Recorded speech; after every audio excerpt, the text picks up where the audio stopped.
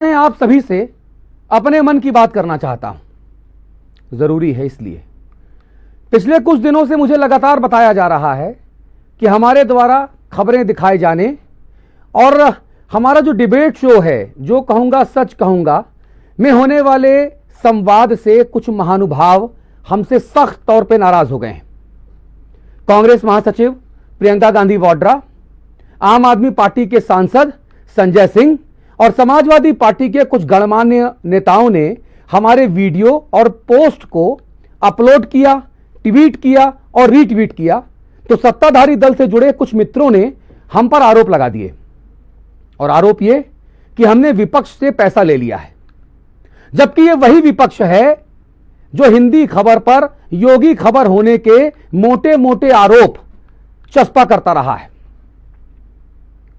भाइयों बहनों, एक निष्पक्ष और ईमानदार पत्रकार के लिए सबसे आदर्श स्थिति यही होती है कि हर दल की आंखों में वो खटके, नेता अफसर उसकी आलोचना करें, उससे मतभेद रखें, मगर मनभेद उचित नहीं है। हम पत्रकार हैं, पिछले 21 वर्षों से सिर्फ खबरें दिखाते आ रहे हैं। अलग अलग वक्त पर अलग अलग संस्थानों में रहते हुए अलग अलग दल और अलग अलग नेताओं तथा अफसरों की नाराजगी हम झेल चुके हैं, आज भी झेल रहे हैं। मगर मैं आप लोगों से हाथ जोड़कर पूछना चाहता हूं कि हमारा कसूर क्या है, हमारा दोष क्या है?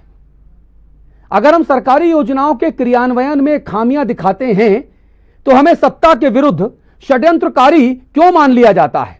अगर हम व्यवस्था की कभी पोल खोलते हैं या कमी पेशी या गड़बड़ी दिखाते हैं तो हमें सरकार विरोधी क्यों कहा जाता है? हमें दुश्मन क्यों समझ लिया जाता है?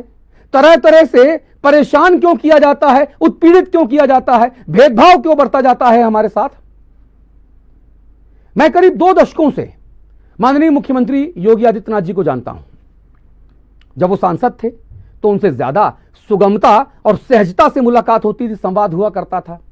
अक्सर हमारे साथ वो डिबेट शो में भागीदारी किया करते थे। और अब वो मुख्यमंत्री हैं, उनके ऊपर जिम्मेदारियां बहुत ज्यादा हैं। अलग अलग मना स्थिति के कई सारे साथी, सहयोगी, अफसरों वाला एक भारी भरकम प्रोटोकॉल होता है। इसीलिए स्वाभाविक है कि अब भेंट कर पाना ज्यादा मुश्किल हो गया है, उतना सुगम नहीं रह गया।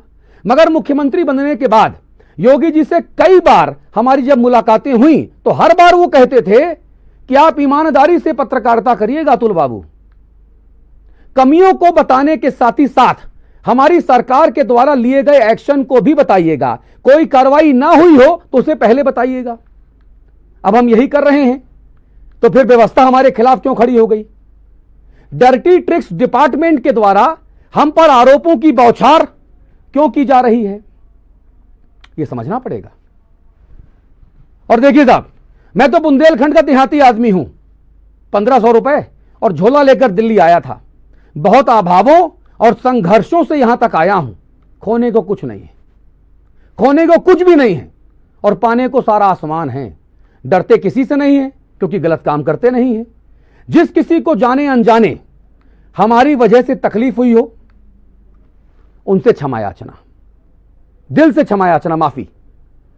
मगर बेईमानों और भ्रष्टाचारियों के विरुद्ध बोलता हूं और आगे भी बोलता रहूंगा। यही शास्त्र सम्मत है, यही धर्म है। नमस्कार, जय श्री राम।